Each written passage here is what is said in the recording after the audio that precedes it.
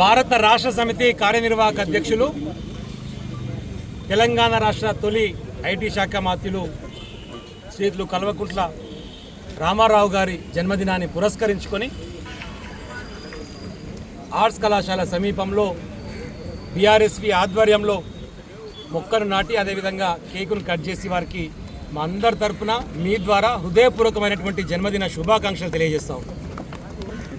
తెలంగాణ రాష్ట్ర సాధనలో ఉద్యమకారునిగా కీలక పాత్ర పోషించి తెలంగాణ జాతిపిత కొడుకుగా అహర్నిశలు శ్రమిస్తూ కేసులు పెట్టుకొని జైలుకు పోయి తెలంగాణ ఉద్యమకారునిగా గుర్తింపు పొంది అదే సందర్భంలో ప్రజల చేత ఎన్నుకోబడి శాసనసభ్యునిగా తర్వాత మంత్రిగా 10 సంవత్సరాలు తెలంగాణ రాష్ట్రానికి బాధ్యతలు నిర్వహించి అది ఇండస్ట్రీస్ విషయంలో కానివ్వండి, ఐటీ విషయంలో కానివ్వండి, ప్రపంచంలోనే తెలంగాణ పటాన్ని చూపించినటువంటి మా యువకులకు అందరికీ ఆదర్శపడినటువంటి రామారావు గారికి నిజంగా ధన్యవాదాలు తెలియజేస్తూ ఉన్నాం. అదే సందర్భంలో ఇప్పుడు ఏర్పడ్డటువంటి కొత్త ప్రభుత్వం ఏదైతుందో దొంగ ప్రభుత్వం, రేవంత్ ప్రభుత్వం, రండ ప్రభుత్వం, ఇప్పుడు వీరు నిరుద్యోగులను, ఉద్యోగులను, రైతులను అందరినీ మోసం చేస్తూ ముందు పోతున్నటువంటి సందర్భం చూస్తున్నాం.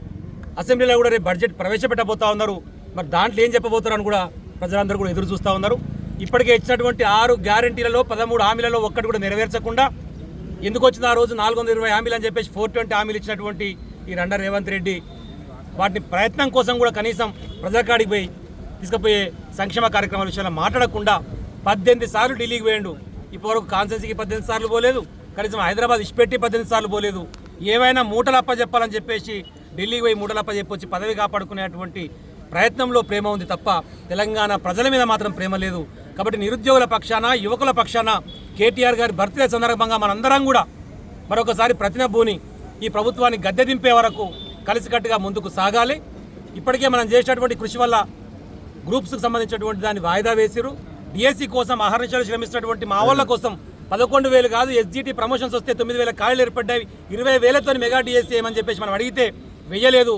ఇప్పటికైనా ఆర్ట్స్ కళాశాల వేదిక నుంచి వారికి చెప్తా ఉన్నాం, దయచేసి నిరుద్యోగులకు సంబంధించినటువంటి మీరు ఇచ్చినటువంటి మాటకు కట్టుబడి, అది నిరుద్యోగ భృతి అయినా, విద్యానిధి కింద 5 లక్షల విషయంలో అయినా, ఏ మాటలు చెప్పారో అమ్మాయిలకు ఇచ్చే స్కూటీల విషయంలో అయినా వాటన్నింటినీ పరిష్కారం కోసం ప్రయత్నం చేయండి దయచేసి. లేకపోతే ఉస్మానియా వేదికగా మరొకసారి తెలంగాణ ఉద్యమం మొదలవుతుంది. మిమ్మల్ని ఉరికిచి బట్టలు కూడా తీసుకొట్టేటువంటి పరిస్థితి వస్తుంది మిస్టర్ రేవంత్ రెడ్డి అని చెప్పేసి ఈ వేదిక నుంచి హెచ్చరిస్తూ మరొక మారి మీ ద్వారా కేటీఆర్ గారికి హృదయపూర్వకమైనటువంటి జన్మదిన శుభాకాంక్షలు తెలియజేస్తా ఉన్నాం. జై తెలంగాణ, జై కేసీఆర్.